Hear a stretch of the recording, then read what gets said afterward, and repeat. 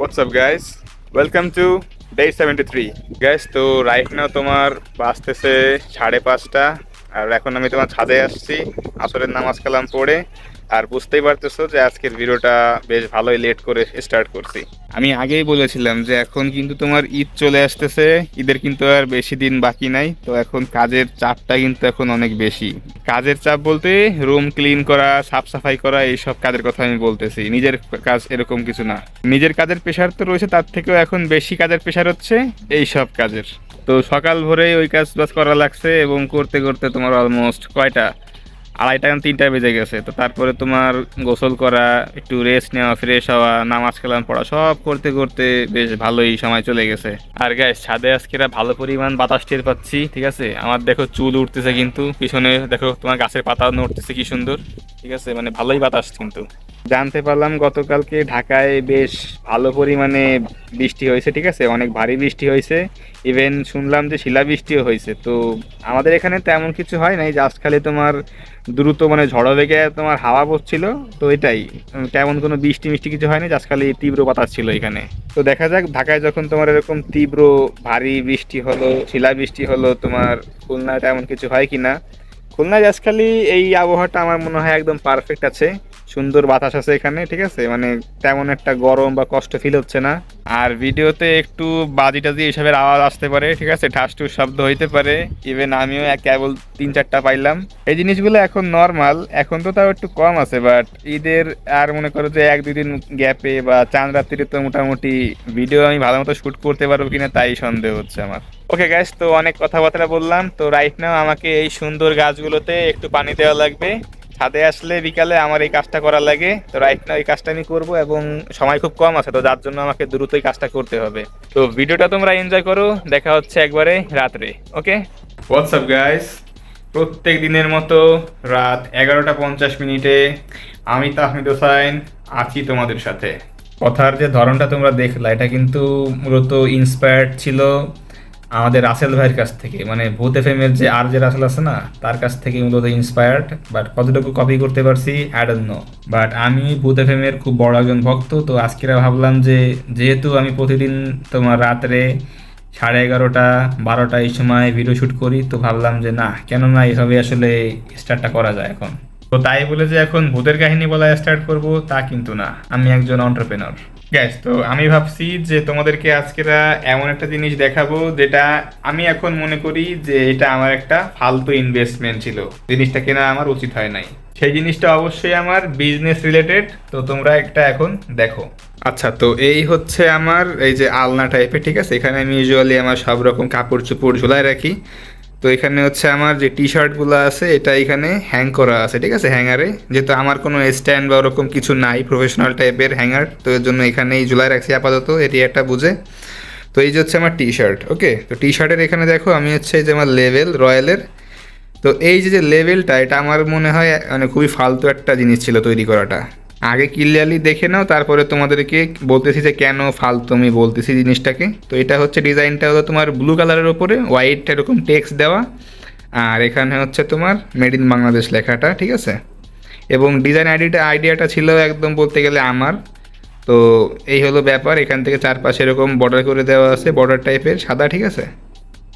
তো এই হচ্ছে আমার ফার্স্ট লেভেল। যখন হচ্ছে আমি আমার টি শার্টটা ম্যানুফ্যাকচার করাই, তখন হচ্ছে লেভেলটা বানাই আমি তোমার গার্মেন্টসকে বলে দিয়েছিলাম যে এটা যেন এইভাবে সুইং করে দেওয়া হয়। তো এখন আসো যে কেন আমি এই লেভেলটাকে ফালতু একটা ইনভেস্টমেন্ট বা ফালতু মানে খরচা হিসেবে আমি ধরতেছি। প্রথমত এটা ডিজাইন।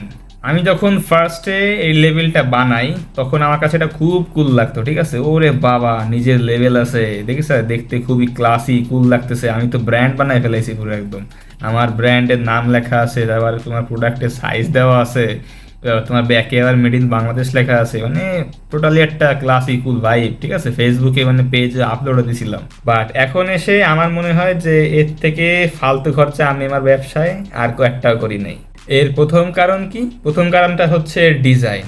প্রথমে আমি ডিজাইনটাকে যত বেশি অ্যাপ্রিসিয়েট করছিলাম, এই মুহূর্তে এই ডিজাইনটাকে তত বেশি আমার কাছে ওয়ার্স্ট মনে হয়, একদম বাজে একটা ডিজাইন। ডিজাইনিং নিয়ে আমার এখন যে পরিমাণের নলেজ মোটামুটি আছে, তা দিয়ে আমি মোটামুটি একটা ভালো মানের লেভেল ডিজাইন করতে পারবো, সেই পরিমাণ ইফোর্ট বা অ্যাবিলিটি আমার মধ্যে আছে। তো ওইখান থেকে, ওই জায়গাটা থেকে আমার এখন মনে হয় যে আমি একটা ফালতু জিনিস বানাইছি ডিজাইন ওয়াইজ, লুক ওয়াইজ।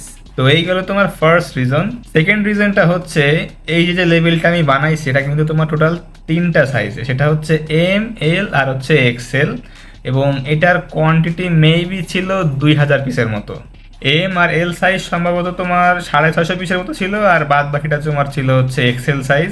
তো এই 2000 পিস লেভেলের জন্য আমাকে টাকা দিতে হয়েছিল তোমার কত, মানে 2700 না 2800 টাকার মতো, আমার খেয়াল নাই, বাট এরকম একটা অ্যামাউন্টই ছিল।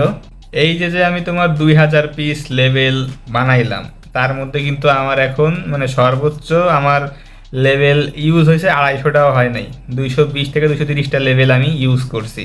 এখনও অলমোস্ট 1750 প্লাস লেভেল তোমার নর্মাল অবস্থায় পড়ে আছে। আর এই যে লেভেলটা আমি লাগাইছি এটা কিন্তু বেশ আগে থেকে পড়ে আছে, এই লটটা আমার কাছে পুরোপুরি ক্লিয়ার এখনো হয় নাই, সময় লাগতেছে। আর এখন তো আমার চিন্তা ভাবনা হয়ে গেছে একটু ব্র্যান্ড টাইপের, তো এই লটটা যখন আমি ক্লিয়ার করব আমার কিন্তু সব দিক থেকে আরও top notch quality, top notch ভিজুয়ালসের প্রোডাক্ট আমি কিন্তু নিয়ে আসবো। প্রত্যেকটা জিনিস তোমার আরও দেখতে প্রিমিয়াম লাগবে, অ্যাপিয়ালিং লাগবে। তো সেখানে কিন্তু আমার যে বাকি 1700 প্লাস লেভেল আছে সেটা কিন্তু ইউজ করা একদমই যাবে না, এটা দেখতে খুবই খারাপ লাগবে, কারণ লেভেলটার ডিজাইনটা খুবই বাজে। আমি যে লেভেলের প্রোডাক্ট নিয়ে কাজ করব, যেটা আমি ভিজুয়ালাইজ করি, তার সাথে আসলে ওই লেভেলটা আসলে যায় না, খুবই চিপ লাগে। তো ওই লেভেলটা আমাকে আলটিমেটলি বাদ দেওয়া লাগবে।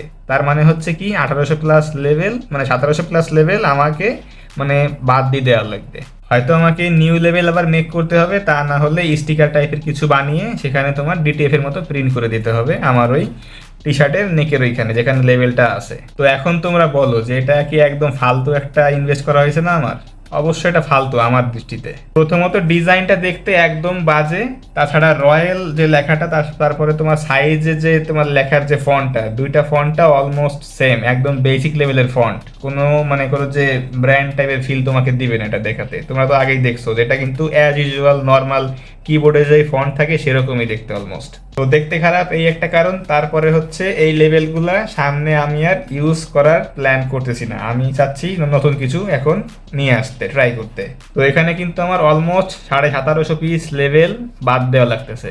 এই যে পরিমাণ লেভেল 1750 পিস লেভেল, এটার কিন্তু বাজার মূল্য মোটামুটি এখন 2300-2400 টাকা হতে পারে, এর দাম এর থেকে বেশি বই কম হবে না। তো এই যে এই লেভেলটা আমি এখন বাদ দিচ্ছি, এটা দিয়ে আর কোনো প্রোডাকশন আমি করাবো না, তো এটা তো আমার এখন ফেলা লাগবে। তো এটা এখন আমার একটা ফালতু ইনভেস্টমেন্ট হয়ে গেল না, একটা ফালতু খরচা হয়ে গেল না আমার? আমি তো এই টাকাটা দিয়ে আরো ভালো কিছু করতে পারতাম, পুরোটা জায়গায় আরো মনে করো যে বিভিন্ন আমার ব্যবসা অনেক বিভিন্ন গুরুত্বপূর্ণ কাজ আছে, সেখানে হয়তো আমি লাগাইতে পারতাম, যেটা আমাকে আরো বেশি বেনিফিট দিত।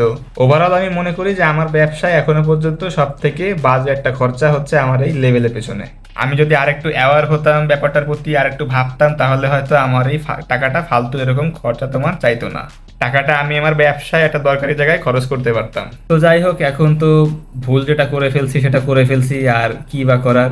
রিয়েলাইজ করতে পারছি, আমার মনে হয় এটাই অনেক বড় একটা জিনিস, যে রিয়েলাইজ করতে পারছি অ্যাটলিস্ট যে এটা আমার করাটা উচিত হয় নাই।